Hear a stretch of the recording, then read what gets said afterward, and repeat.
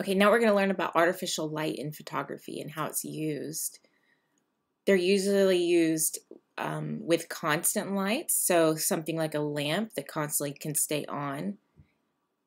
It can be headlamps, any type of lantern, anything, a flashlight that stays, anything that stays on, basically. Or it can be a flash. So a flash is something that just pops a bright flash of light real quickly. These can be strobes or flashes. So when we use strobes or flashes, it looks a little bit like this. And Porter graciously lended me this photo of him and his cat Tink, his beloved cat.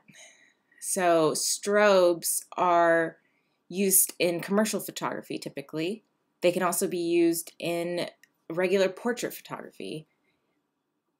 Some of you have maybe taken a Sears photo together as a family and have that lovely gem up on your wall. These create very high and contrast light. The light is very beautifully projected onto your subject. You have a lot of control when you use strobes. Again, a fantastic photo that Rigby lended me of his childhood dream of being a karate star. You can see the powerfulness in this photo because of the strobes. All right, so let's move on to how you're going to use experimental artificial light in your photographs. For this assignment, you're going to come up with your own light sources. You can use anything that produces a form of light. You can take these photos daytime or nighttime, indoor or outdoor. It's totally up to you. And I want to see you experiment with 3 different types of lights. So it can be car headlight, flashlight, lamps, Christmas lights, fire, fireworks, sparklers. I don't know. You come up with the ideas. Let me see what you come up with, okay?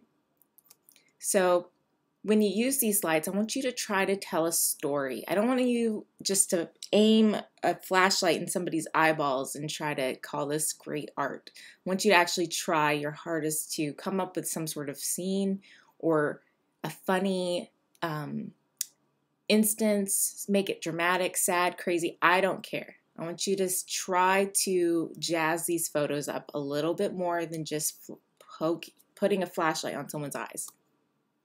All right, when you're using artificial light, you have to typically get pretty close with something that is a tiny light. So if it's a sparkler, see how it's far away from her. You can't see her at all because of how far away it is. But the closer you get that fire to the subject, the more you'll see the detail of the subject. So keep that in mind when you're doing something with fire or a low density light. Just some examples to inspire you. Don't burn your house down, please. I like this one on the right because they're just using one of those little lanterns. My kids have them. Some of you, maybe your little siblings have them, or maybe you have them. You can have some fun using these lights.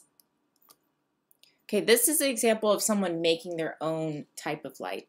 So they used a flashlight and a ping pong ball, cut a hole in it, stuck it onto the flashlight and taped it around, and then they created this really beautiful soft light with it. This one's kind of weird, but they put a white balloon on a flashlight and created, again, some really fun, soft light.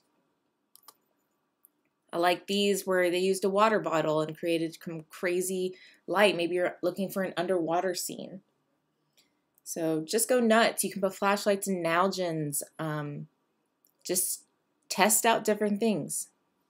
All right, that's it. You owe me 3 photographs with 3 different artificial lights. Have fun.